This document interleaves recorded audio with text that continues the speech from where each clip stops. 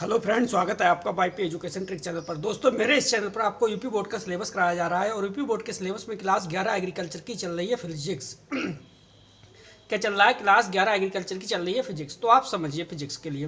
देखिए, आज चैप्टर हम जो लेके आए हैं वो चैप्टर लेके आए हैं 18वां चैप्टर का नाम है मौसम संबंधी पूर्वानुमान। तो मौसम संबंधी पूर्वानुमान का मतलब ये है कि मौसम बिगड़ता है या मौसम बनता है, तो इससे पहले जो पूर्वानुमान है इसका संकेत पहले ही हमें मिल जाता है। तो बेटे, इस जो चैप्टर है आपका मौसम संबंधी पूर्वानुमान, ये बहुत ही नॉलेजफुल चैप्टर है। बहुत आपको नॉलेज मिलेगी इस चैप्टर से। तो बेटा, शुरू से लेके लास्ट तक इस वीडियो को देखना। इस वीडियो को स्किप करके आप मत देखना, नहीं तो कुछ भी आपके समझ में नहीं आएगा। देखिए, जो मेरे चैनल पे स्टूडेंट पहली बार देख रहे हैं, तो उनसे एक ही रिक्वेस्ट है कि आप चैनल को सब्सक्राइब कर लें और नीचे रेड कलर के सब्सक्राइब बटन पे क्लिक भी कर ले और बराबर में बेल आइकन की घंटी है उसको भी प्रेस कर ले। इससे क्या होगा कि जब भी मैं वीडियो को अपलोड करूंगा तो बेटे उसका नोटिफिकेशन सबसे पहले आपके पास पहुंच जाएगा। सब्सक्राइब करने का कोई भी चार्ज नहीं लगता है। आप चैनल को सब्सक्राइब करिए। वीडियो पसंद आती है तो सभी दोस्तों में वीडियो को शेयर भी कीजिए। देखिए, चैप्टर का क्या नाम है? मौसम संबंधी पूर्वानुमान। और 11 एजी फिजिक्स है, चैप्टर है आपका 18। तो बेटा, यही चैप्टर आज स्टार्ट होगा। चलिए समझिए। जो पहला क्वेश्चन है आपका, पहला क्वेश्चन है, देखिए, वायु के वेग की दिशा ज्ञात करने वाले यंत्र को क्या कहते हैं? इस क्वेश्चन का मतलब ये है, वायु का वेग, जो वायु का वेग है उसकी दिशा ज्ञात करने वाला जो यंत्र है उस यंत्र को आप क्या कहते हैं? तो वायु के वेग की दिशा ज्ञात करने वाले यंत्र को कहते हैं बात दर्शक मोर। आपको ध्यान रखना पड़ेगा, बात दर्शक। क्या ध्यान रखना है? बात दर्शक मोर, ये इसका आंसर है। ठीक है, क्वेश्चन हमारा ये था कि वायु के वेग की दिशा ज्ञात करने वाले यंत्र को क्या कहते हैं? तो बात दर्शक मोर कहते हैं। अगला क्वेश्चन ये है कि वायु का वेग निकालने वाला पैमाना किसने बनाया? यानी जो वायु का वेग है, ये वायु का वेग है, जो इसे निकालने वाला जो पैमाना है वो किसने बनाया? यानी कौन ऐसा वैज्ञानिक है जिसने वायु का वेग निकालने वाला पैमाना बना के तैयार कर दिया? तो आपको उस वैज्ञानिक का क्या बताना है? नाम बताना है। तो वैज्ञानिक है आपका, आपको ध्यान रखना पड़ेगा, फ्रांसिस, क्या है? फ्रांसिस बोफर्ट ने। ये फ्रांसिस बोफर्ट है, आप ध्यान रखना। क्वेश्चन क्या था कि वायु का वेग निकालने वाला पैमाना किसने बनाया? तो आपका आंसर हो जाएगा फ्रांसिस बोफर्ट ने। फ्रांसिस बोफर्ट ने वायु के वेग को निकालने वाला एक पैमाना बनाया। ठीक है, अगला क्वेश्चन समझिए। अगला क्वेश्चन है कि वायु दाब लेखी या बोरोग्राफ, वायु दाब लेखी या क्या कह रहा है? बोरोग्राफ की रीडिंग के लिए किसका प्रयोग किया जाता है? बहुत ही अच्छा क्वेश्चन है, बहुत अच्छे क्वेश्चन मैं लेके आया हूँ आपके लिए, बहुत ज़्यादा नॉलेज मिलेगी। वायु दाब लेखी या बोरोग्राफ की जो रीडिंग है, ठीक है, रीडिंग के लिए किसका प्रयोग किया जाता है? इसका आंसर आपको बताना है। तो देखिए, वायु दाब लेखी या बोरोग्राफ की जो रीडिंग है उसके लिए प्रयोग किया जाता है बेटा, वो है नीद्रव बैरोमीटर। नीद्रव बैरोमीटर। अगला क्वेश्चन देखिए, अच्छा क्वेश्चन है। वायु का दाब किसके द्वारा ज्ञात करते हैं? हम जब वायु का दाब ज्ञात करते हैं तो वो किस यंत्र के द्वारा या किस यंत्र के द्वारा क्या करते हैं? ज्ञात करते हैं। वायु का दाब किसके द्वारा ज्ञात करते हैं ना, यही तो पूछ रहा है। हाँ, तो सही है बिल्कुल क्वेश्चन। एक मिनट, इससे पहले वाला क्वेश्चन क्या था कि वायु दाब लेखी या बोरोग्राफ की रीडिंग किसके द्वारा प्रयोग किया जाता है? तो बिल्कुल सही आंसर है नीद्रव बैरोमीटर। ठीक है, अगला जो क्वेश्चन है वो है वायु का दाब किसके द्वारा ज्ञात करते हैं? यही क्वेश्चन है ना, तो इसका जो आंसर है वो हो जाएगा आपका फोर्टेन। क्या है इसका आंसर? फोर्टेन बैरोमीटर। फोर्टेन बैरोमीटर आपको दिखाई दे रहा है? चलिए, हाँ, अभी आपको दिखाई देता होगा। क्लियर है? वायु का दाब किसके द्वारा ज्ञात करते हैं? तो आपका आंसर क्या हो जाएगा? फोर्टेन बैरोमीटर। इसके नोट्स है वो शाम तक आपके ग्रुप में सेंड कर दिए जाएंगे, आप टेंशन ना लें, सिर्फ आपको समझना है। समझते चलिए। अगला क्वेश्चन है कि वायु के वेग को ज्ञात करने वाले यंत्र को क्या कहते हैं? ये वाला है क्वेश्चन। कि वायु के वेग को ज्ञात करने वाले यंत्र को क्या कहते हैं। ठीक, तो जो वायु का वेग है, वेग को ज्ञात करने वाला जो यंत्र है उसे कहेंगे वायु वेग मापी। इसका आंसर क्या हो जाएगा, वायु वेग मापी, वायु वेग मापी, ये हो जाएगा इसका आंसर। क्या है, वायु वेग मापी। क्लियर। अगला जो क्वेश्चन है वो है वर्षा की मात्रा नापने वाली यंत्र का क्या नाम है। कि जो वर्षा की मात्रा नापने वाला जो यंत्र है वो क्या है, उस यंत्र का क्या नाम है। वर्षा की मात्रा हम नापते हैं तो वो किस यंत्र के माध्यम से नापते हैं। तो वर्षा की मात्रा नापने वाले जो यंत्र है वो हो जाएगा आपका वर्षा मापी। क्या हो जाएगा बेटा, वर्षा मापी। ठीक है, तो देखो वीडियो आप शुरू से लेकर लास्ट तक देखना, बहुत सारी नॉलेज मिलेगी आपको आज इस वीडियो में। तो वीडियो आपको पसंद आती है, वीडियो को ज़्यादा से ज़्यादा अपने दोस्तों में शेयर भी कीजिए और वीडियो को लाइक भी कीजिए। चलते हैं आगे की ओर। चलिए अगला क्वेश्चन समझिए। अगला जो क्वेश्चन है आपकी स्क्रीन पर, क्वेश्चन कह रहा है कि आपके राज्य का राज्य मौसम विज्ञान केंद्र कहाँ पर है। मोस्ट इंपॉर्टेंट क्वेश्चन है ये, इंपॉर्टेंट क्वेश्चन है। क्वेश्चन क्या कह रहा है, क्वेश्चन का ये कह रहा है बेटा कि आपके राज्य का राज्य मौसम विज्ञान केंद्र कहाँ पर है। तो कहाँ पे है, लखनऊ में। इसका आंसर क्या हो जाएगा, लखनऊ में। क्लियर। अगला क्वेश्चन समझिए। अगला क्वेश्चन कह रहा है कि वायु की गति नापने वाले पैमाने व यंत्र का नाम बताइए जो वायु की गति मापते हैं। तो जो वायु की गति है वो किस पैमाने या किस यंत्र का वर्णन किया जाता है, किसके माध्यम से वायु की गति को मापा जाता है। क्वेश्चन यही है आपका, समझने की कोशिश करो। वायु की गति नापने वाले पैमाने या यंत्र का वर्णन कीजिए। तो देखो वायु की गति, आपका आंसर क्या हो जाएगा बेटा, वायु की गति आपको ध्यान रखना है FPM। क्या ध्यान रखना है, FPM। FPM की जो फुल फॉर्म है वो है फुट प्रति मिनट, फुट प्रति मिनट, फुट प्रति मिनट में मापी जाती है, में मापी जाती है। अगला क्वेश्चन समझिए। अगला क्वेश्चन है देखिए आपके स्क्रीन पर कि स्टीवेंसन स्क्रीन क्या होती है। स्टीवेंसन स्क्रीन है वो क्या होता है या क्या होती है। तो आपको बताना है कि स्टीवेंसन स्क्रीन एक लकड़ी का बॉक्स होता है। तो आप क्या लिखोगे, स्टीवेंसन स्क्रीन एक लकड़ी का क्या होता है बेटा, बॉक्स होता है, बॉक्स होता है। क्लियर। जिसमें चार, एक मिनट रुकिए, चलिए समझिए आपका क्वेश्चन क्या था बेटा। आपका क्वेश्चन ये था कि स्टीवेंसन स्क्रीन क्या है। ये वाले क्वेश्चन पे हम पहुंचे थे कि स्टीवेंसन जो स्क्रीन होती है वो क्या होती है। समझो, स्टीवेंसन स्क्रीन एक लकड़ी का बॉक्स होता है। क्या होता है, स्टीवेंसन स्क्रीन एक लकड़ी का क्या होता है बेटा, बॉक्स होता है। एक लकड़ी का बॉक्स होता है जिसमें 4 तापमापी होते हैं। कितने, जिसके अंदर 4 तापमापी होते हैं। आपको यही बताना है। क्वेश्चन आपसे ये पूछा जाएगा कि स्टीवेंसन स्क्रीन क्या होती है। तो आपका आंसर क्या हो जाएगा कि स्टीवेंसन स्क्रीन जो है वो एक लकड़ी का बॉक्स होता है जिसमें 4 तापमापी होते हैं। अगला क्वेश्चन, अगला है कि वायु की आर्द्रता की माप कैसे करते हैं। जो वायु की आर्द्रता यानी ह्यूमिडिटी है, आर्द्रता को इंग्लिश में क्या बोलते हैं, ह्यूमिडिटी। तो वायु की आर्द्रता की माप कैसे करते हैं, समझो इसका आंसर। स्टीवेंसन स्क्रीन में रखे, स्टीवेंसन स्क्रीन में रखे क्या है, शुष्कार्द्र, क्या है, शुष्कार्द्र बल्ब आर्द्रता मापी द्वारा माप करते हैं। क्वेश्चन आपका ये था कि वायु की आर्द्रता की माप कैसे करते हैं। तो आंसर क्या हो जाएगा, स्टीवेंसन स्क्रीन में रखे शुष्कार्द्र बल्ब आर्द्रता मापी द्वारा।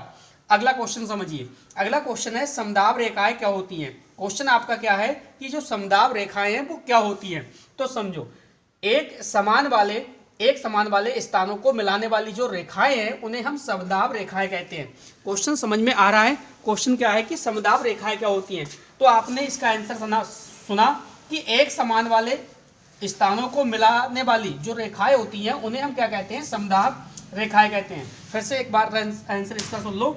एक समान वाले स्थानों को मिलाने वाली जो रेखाएं होती हैं उनको हम क्या कहते हैं, समदाब रेखाएं कहते हैं। तो जल्दी से एक बार फिर से आपका रिवाइज करा दे रहा हूँ सारे क्वेश्चन आपका ये था कि देखिए आपके राज्य का राज्य मौसम विज्ञान केंद्र कहाँ पर है। तो आपका आंसर हो जाएगा लखनऊ में। अगला क्वेश्चन है वायु की गति नापने वाले पैमाने या यंत्र का वर्णन कीजिए। तो देखो वायु की जो गति है वो एफपीएम की फुल फॉर्म है फुट प्रति मिनट में की जाती है। अगला क्वेश्चन ये था कि स्टीवेंसन स्क्रीन क्या होती है। तो आंसर क्या हो जाएगा, स्टीवेंसन स्क्रीन एक लकड़ी का बॉक्स होता है जिसमें 4 तापमापी होती है। अगला क्वेश्चन, वायु की आर्द्रता की माप कैसे करते हैं। क्वेश्चन है स्टीवेंसन स्क्रीन में रखे शुष्काद बल्ब आर्द्रता मापी द्वारा। नेक्स्ट क्वेश्चन, समताप रेखाएं क्या होती हैं। तो इसका आंसर आपने सुना कि एक समान वाले स्थानों को मिलाने वाली जो रेखाएं होती हैं उन्हीं रेखाओं को हम क्या कहते हैं, समदाब रेखाएं कहते हैं। अब बेटे चलते हैं आगे की ओर। चलिए अगला क्वेश्चन समझिए।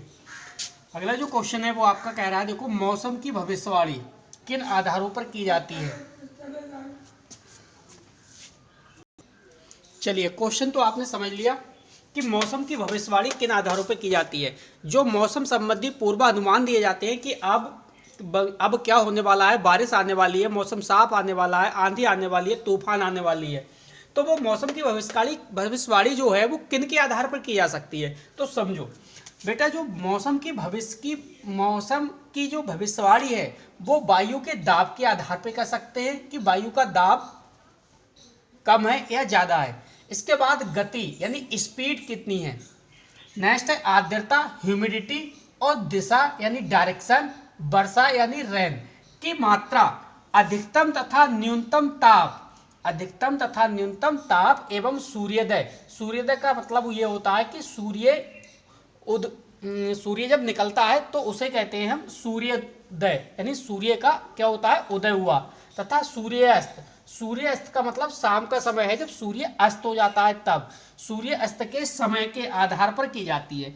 तो आपने क्या समझा कि भाई मौसम की जो भविष्यवाणी है किन किन आधारों पर की जाती है। तो मौसम की जो भविष्यवाणी है वो वायु का दाब, गति, आर्द्रता, दिशा, वर्षा की मात्रा, अधिकतम तथा न्यूनतम ताप। यानी अधिकतम का मतलब अधिक से अधिक टेम्परेचर है वो कितना है, और कम से कम टेम्परेचर है वो कितना है। तो अधिकतम टेम्परेचर तथा कम टेम्परेचर, कम ताप यानी कम टेम्परेचर यानी न्यूनतम टेम्परेचर सबसे कम, और अधिकतम सबसे ज़्यादा। एवं सूर्य उदय का मतलब आपने समझ लिया, सूर्य का उदय कब हुआ, कितने समय होता है। सूर्य अस्त का मतलब है जब सूर्य शाम का समय, जब सूर्य छिपने जाता है तब उसे बोलते हैं सूर्यास्त के समय के आधार पर की जाती है।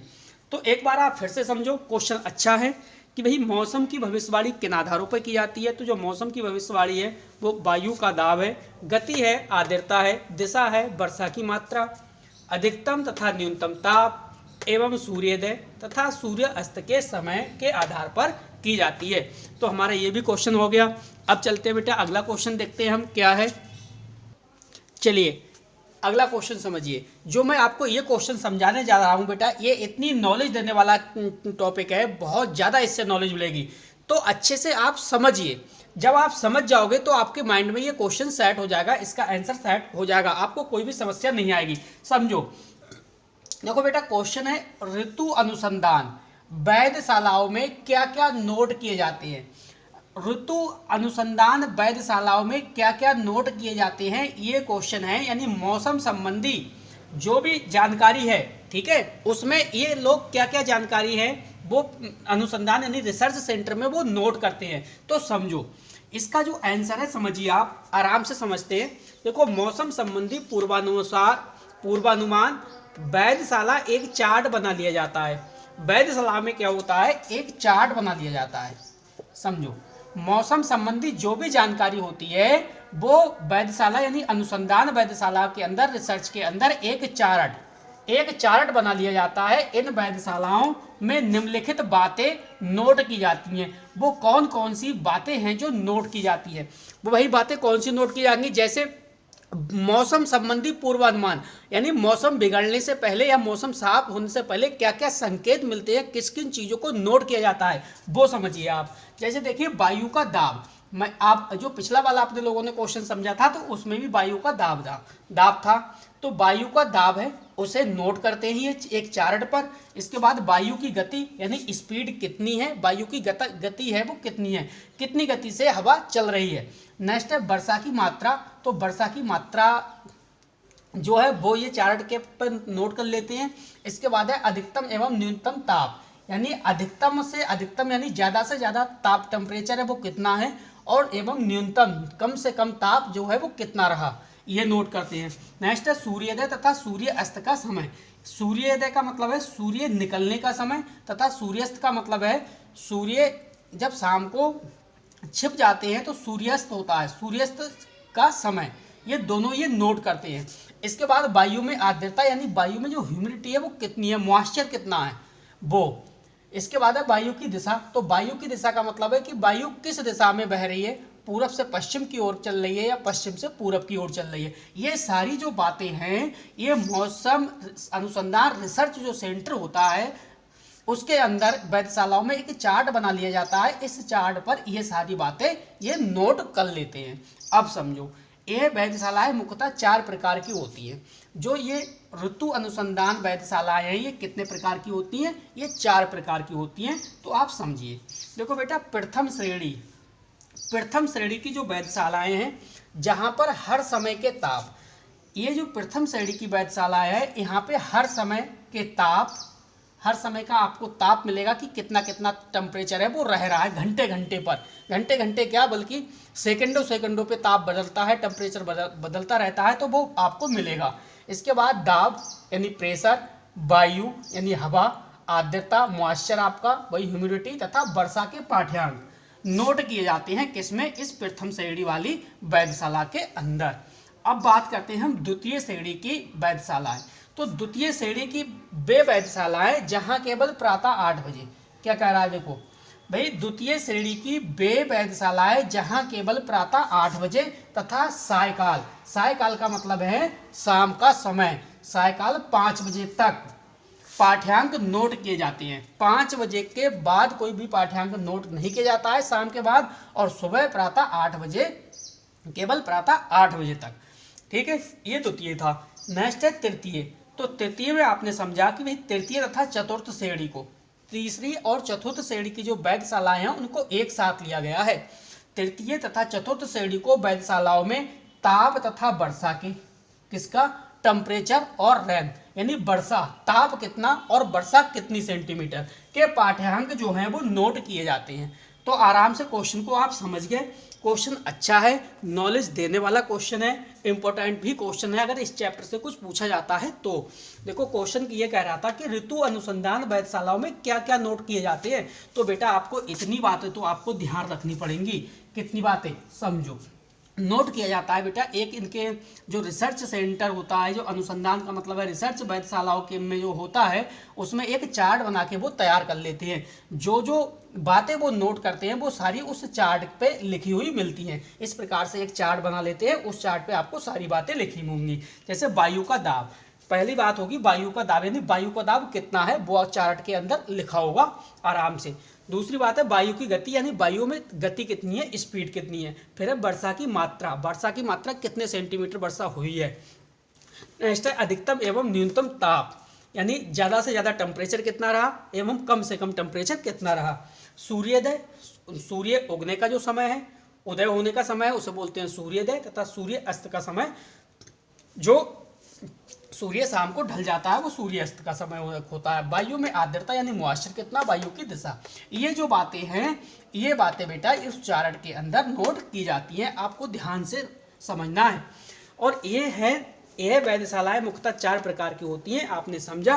प्रथम श्रेणी की वेधशाला में जहाँ पर हर समय के ताप यानी मिनट मिनट पे टेम्परेचर बेटा बढ़ता जाता है, आपको पता है ये बात।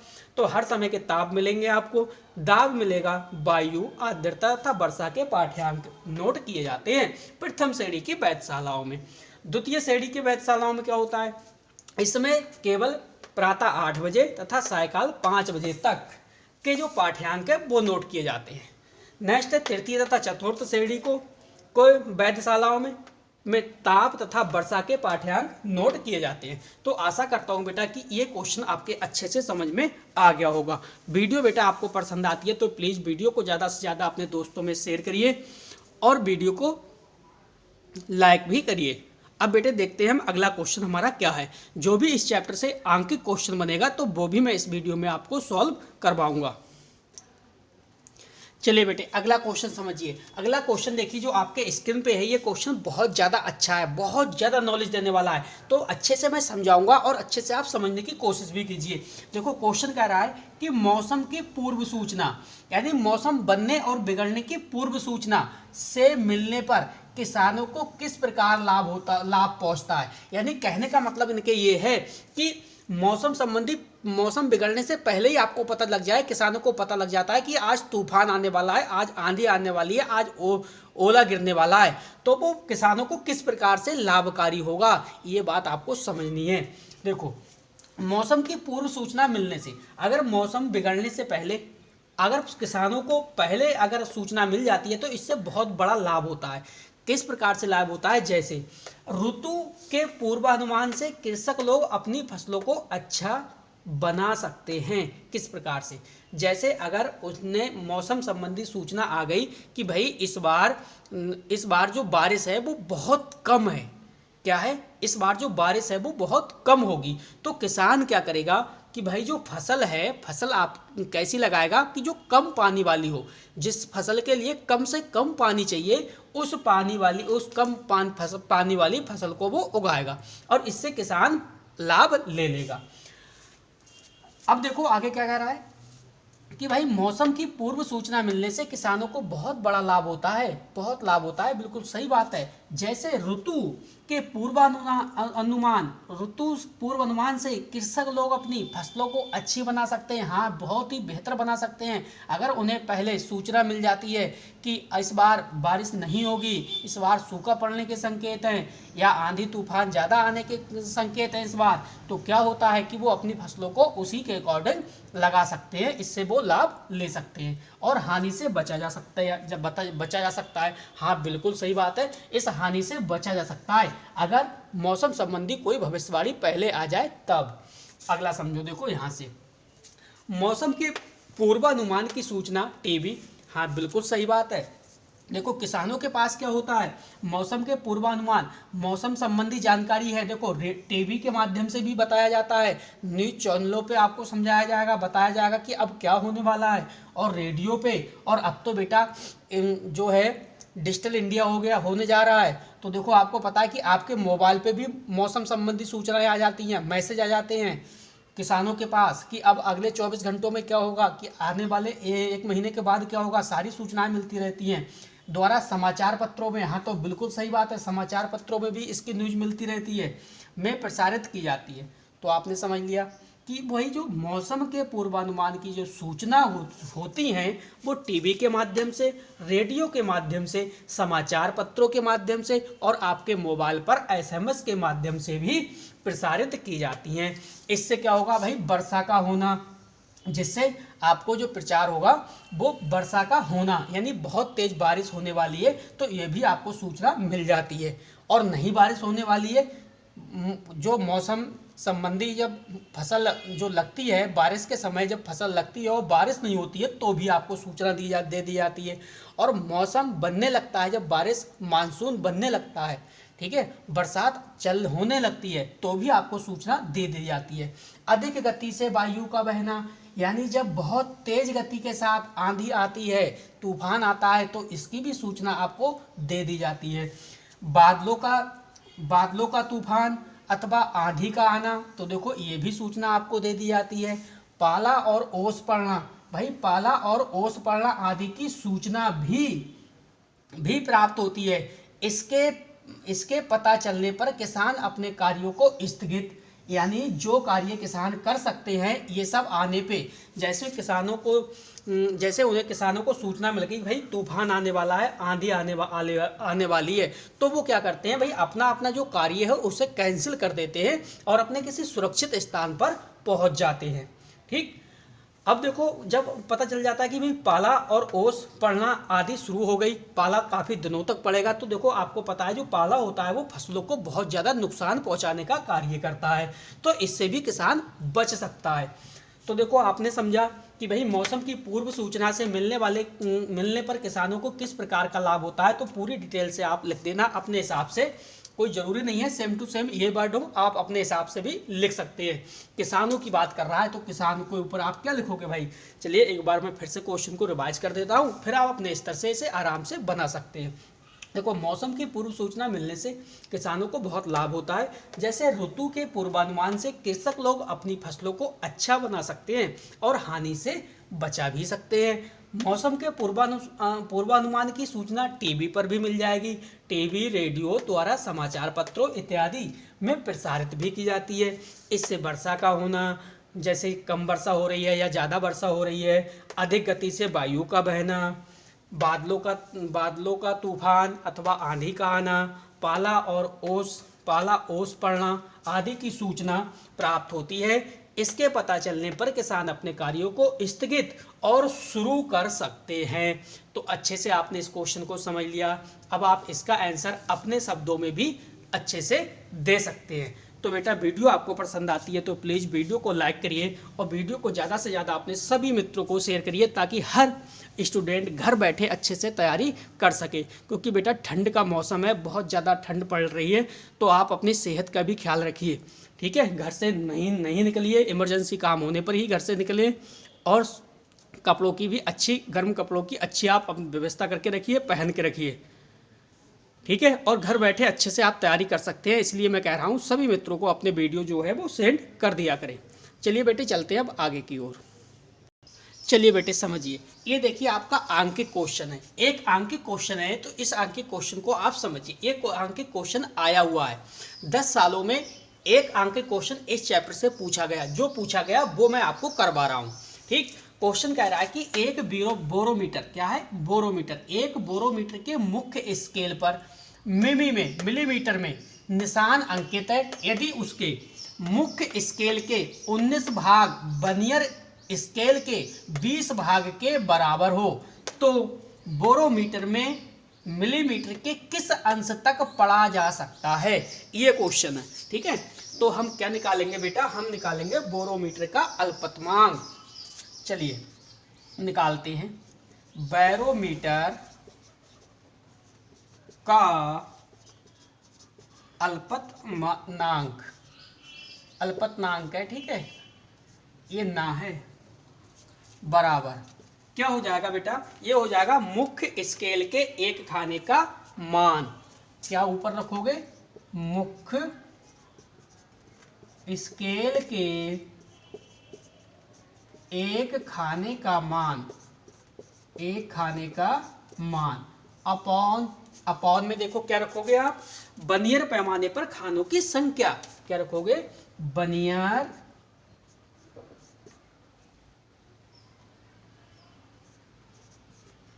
ये वर्नियर है। ठीक है, वर्नियर पैमाने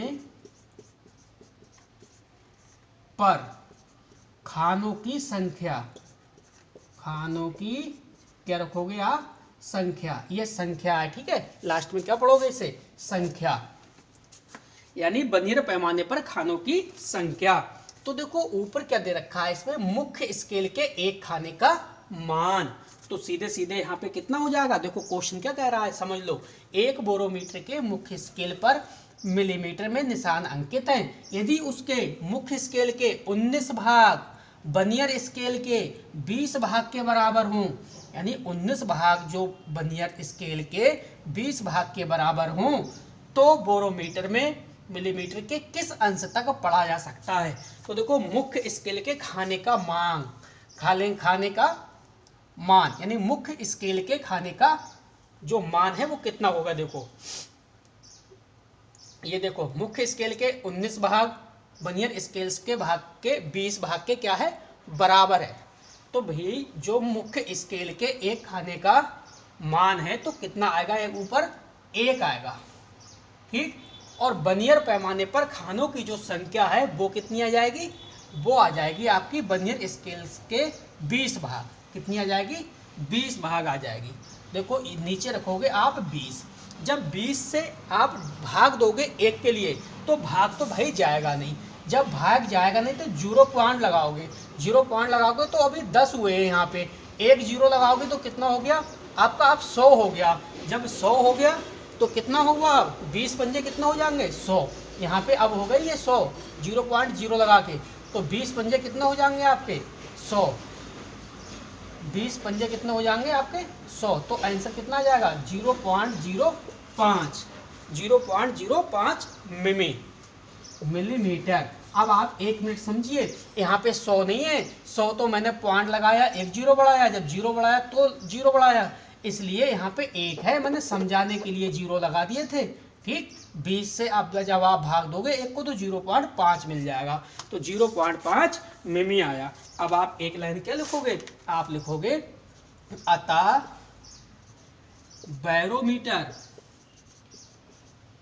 बैरोमीटर से 0.05 मिमी तक पढ़ा जा सकता है, ठीक है। ये बेटा फाइनली आंसर हो गया। तो बेटा आपको कैसी लगी वीडियो हमारी, प्लीज़ कमेंट करिए और कमेंट करके हमें बताइए कि जो आपको पढ़ाया जा रहा है वो बेटा समझ में आपके आ रहा है या नहीं आ रहा है।